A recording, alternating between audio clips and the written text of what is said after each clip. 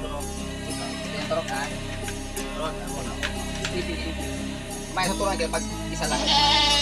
Ito. Kita mo kung paano. Triangulo. Yan. Yan.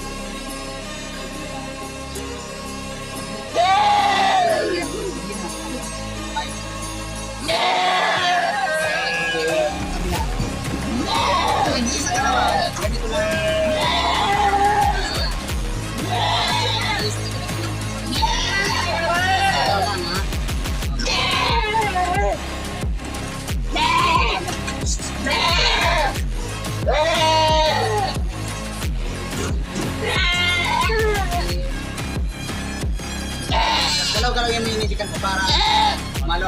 Yung iba naman, ang pag-inject, umi-inject dito. Mostly kasi pag inject mag kasi dito, matagal dito ang sa sinipit-tip.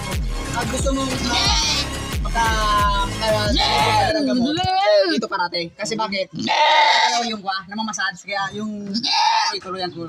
Dito kasi, steady lang yan, kaya pang matagal. Triangulo. Nagagalaw ka lang. So alam mo na yung triangulo. Okay? Ha? Dito, Dito, dito, dito. triangulo dyan. Okay. Pag sa bata naman, kung mag-inject ka ng iron, Yan. iron, wag dito. Ditong part. Dito kasi minsan, ay matama kaya, litid. Naniwala na dito. Kaya pag malaki-laki na yan, katulad ng ganyan lumaki, basta ganitong maliit na karayong, pwede mo na dito naman. Sa leeg na. Okay. Ganda oh. Ganda. Kinasa ko nga yan.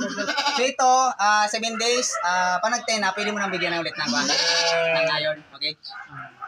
Sige. 0.5 lang 0.5 lang.